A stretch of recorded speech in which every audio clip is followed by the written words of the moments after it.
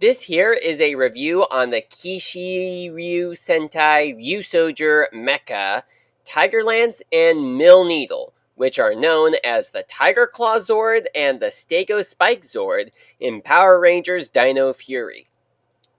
They are the Zords belonging to the Green and Black Ranger, respectively. Here is a look at Tigerlance. It is based upon a Similodon, which I think is a kind of prehistoric wildcat, but in Power Rangers Dino Fury, it is referred to as a tiger.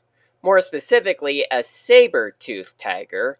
Not sure if that and Similodon are the same thing, but, well, there you have it.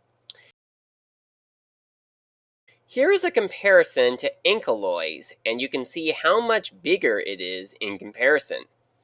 When the Dino Fury Zords get released, these two will be released together, which does make sense since in Dino Fury, both Rangers driving the Zords are girls. Here are some pictures I found of those Zord toys, and see that there is a formation that combines both of them together. But it also includes some recolors of parts from the T-Rex Champion Zord. I did attempt to recreate this with the Ryusoulger Mecha parts, but there are some pieces that are non-existent in Ryusoulger. So if you want those parts, you'll need to get the Dino Fury Zord toys when they come out. But I don't think they will be compatible with the Ryusoulger Mecha if you happen to have those already, like I do. Tigerlance is made up of 7 parts, which includes a sword that can attach to one side, a tail that can fold out to make wings, a couple of add-on armor pieces, one to go on the left hind leg of the tiger, and one to go in between the tail and the rest of the body, the 2 halves of the torso with one pair of legs attached to each half, and one head. Here is Tigerlance with the Sabretooth Tiger Zord from the 2020 Dino Megazord. It is interesting since these are both tiger-based Zords from dinosaur-themed seasons, and both of their Ranger pilots are female in the Power Rangers version, but in the Super Sentai version, these Rangers were male. Personally, I think that the sword that comes with Tigerlance could be used for anything and probably should have just been the usual sword for Kishiryu. What I am doing here is modifying Tigerlance and putting one add-on armor piece on the other side as the first one is, and just taking the sword off completely. Now here's another modification that I did that puts the sword into the tiger's mouth, which I'm not sure this is something that they would recommend, but it's something you can do, and put the tail wings on its back. Makes me wonder if the Washi Voyager stands a chance against it now. Now here is Kishiryu Milneedle, aka the Stego Spike Zord, who, if Hasbro really thought Kajiki Yellow's visor was dangerous, they think this was even more dangerous. And no, the fact that it is a Zord and in CGI rather than as a physical object is not an excuse. All that aside, you really got to be careful not to leave this thing on the floor or somebody could step on it and hurt themselves. Here is a comparison to Triken, and much like with Tigerlance, is much bigger in comparison. They also are set to be released together in the Dino Fury toy line, but much like with the Tiger and Ankylozords, there is also a combination that cannot be made if you're using the Ryusoulger Mecha parts, as there is once again some parts that don't exist with the Ryusoulger Mecha toys. Milneedle is made up of 7 parts, much like Tigerlance.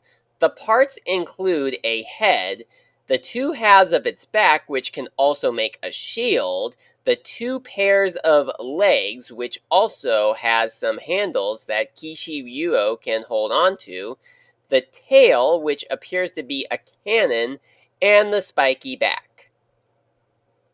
Here is the main formation of Kishiryu, using mostly parts from Tigerlance, also known as the Dino Fury Megazord Claw formation.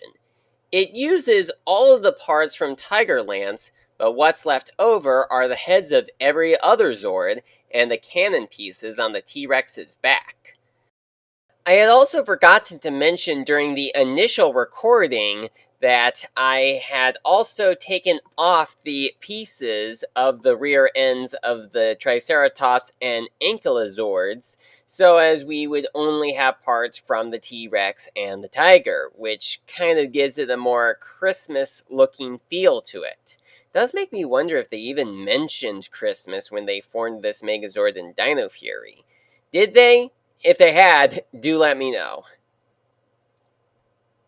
Here is another formation that the instructions show you to make, but I don't know if it even has a name, as I haven't seen it on the wiki, neither in the Ryusoulger or Dino Fury information pages.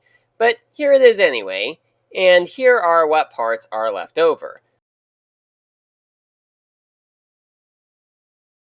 But what I also had done was add the tiger head onto the sword and put it into the Megazord's hand. Just something I wanted to do. Now here is another bizarre combination that the instructions show, but again, no name that I know of. All it does is add on the add-on pieces from the tiger and create some sort of cannon on its back with the cannon pieces and one half of the tiger's body. Once again, here is what was left over.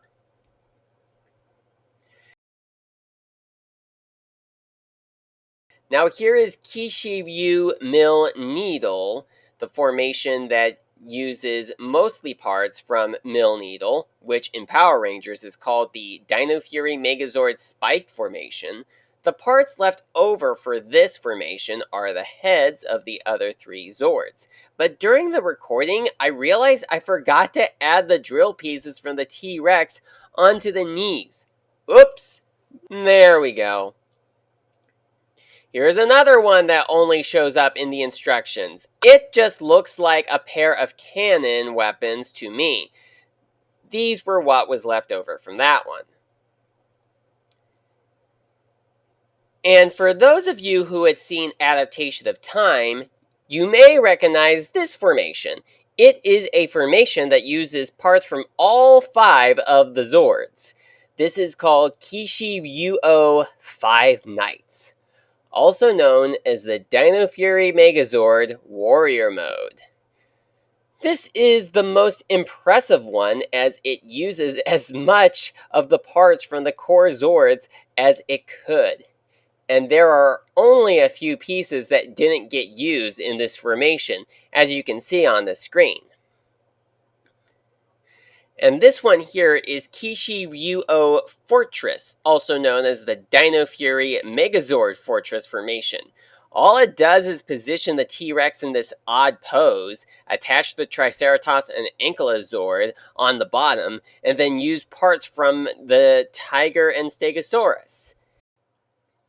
Another thing that I forgot to mention when I was writing the script is that I also had made this thing using the head of the Stegosaurus, the front body of the tiger, and the tail of the Stegosaurus, which I think were what parts were left over, which I thought was pretty impressive. It is a shame that these were what was left over, because it totally could have been a completely different thing at this point. Probably the first instance, if not the only one, in which I actually am able to create something using what parts are left over. As I was writing the script, I did also find these images of Kishiryu that I didn't build for the review because the instructions don't tell me to do so. But here are what the alternate formations for the 5 Knights formation are, with one focusing on blue and the other on black. If one exists for green and pink, I do not know about them or have seen any images on that. But I could maybe try to attempt making them myself if I feel like doing so. And that about does it for this review. Thank you so much for watching, and if you want to help me out on YouTube, I would recommend you giving this video a thumbs up if you like the video, and also share this video so that the YouTube algorithm is more friendly towards it. And I also would recommend you check out my Q Ranger stop motion movies, most in particular the adaptation of Time movies, both the feature length movie and the mini movies that I have posted so far. And I am also doing a Let's Play on Legend of Zelda Ninpai's Adventure from the time that I am recording this video. So if you are into Zelda, please check that one out as well. That's all for this one, and I will see you all next time.